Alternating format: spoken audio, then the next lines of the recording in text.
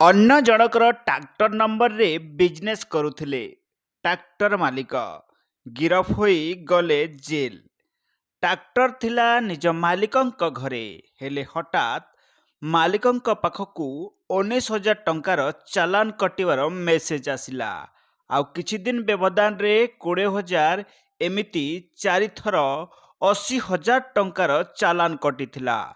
ଏହା ଦେଖି ଟ୍ରାକ୍ଟର ମାଲିକ ହତବାକ୍ ହୋଇପଡ଼ିଲେ। ଏମିତି ଏକ ଘଟଣା ଘଟିଛି ଜମନକିରା ବ୍ଲକ ଅନ୍ତର୍ଗତ କୁଟାରିମାଲ ଗ୍ରାମରେ। ସୂଚନା ମୁତାବକ କୁଟାରିମାଲ ଗ୍ରାମର ବଲରାମ ବାଗଙ୍କ ଓଡି 15T 0153 ନମ୍ବର ବିଶିଷ୍ଟ ଏକ ଟ୍ରାକ୍ଟର ଅଛି। ହେଲେ ସେ ନିଜ ଚାଷ କାମ ସାରି ଟ୍ରାକ୍ଟରଟି 3-4 ମାସ ହେବ ତାଙ୍କ ନିଜ ଘରେ ପଡ଼ି ରହିଥିଲା।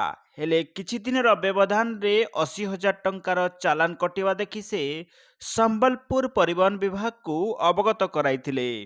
ହେଲେ ପରିବହନ ବିଭାଗ ତାଙ୍କୁ ଟ୍ରାକ୍ଟରର ଫଟୋ ସହିତ ଚାଲାନ କଟିବା କାରଣ ଓ ସ୍ଥାନ ପ୍ରମାଣ ସହିତ ଦେଇଥିଲେ।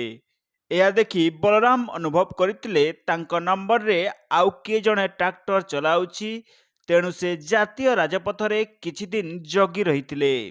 ହଠାତ୍ ତାଙ୍କ ନଜରକୁ ଆସିଥିଲା ତାଙ୍କ ନମ୍ବର ଲାଗିଥିବା ଟ୍ରାକ୍ଟର ଉପରେ।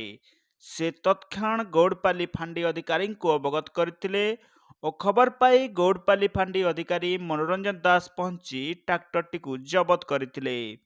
ପରେ ସେହି ଟ୍ରାକ୍ଟରର ମାଲିକ ରେଙ୍ଗାଲି ବ୍ଲକ ଅନ୍ତର୍ଗତ କେନ୍ଦୁଟିକ୍ରା ଗ୍ରାମର ରୂପେଶ ରଣାକୁ ଗିରଫ କରି କୋର୍ଟ ଚାଲାଣ କରିଛି ଜମନକିରା ପୋଲିସ।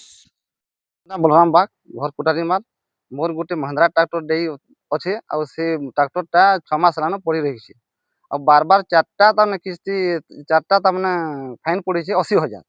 मुई केन्ता करी मोर गाड़ी तो घरे अच्छे आ केना फाइन पाला बोल आटोन के गली आटोने से कहले कंप्यूटर फिटिंग देखाली मत जे गोटे अन्य गाड़ी है मोर है नंबर ट्रैक्टर नंबर लगे से चलाऊे बोली कहले सेनु मुई तदंत कर रेंगाली ने ताके धरिलु आम गोड़पाली पांठी जिमा दे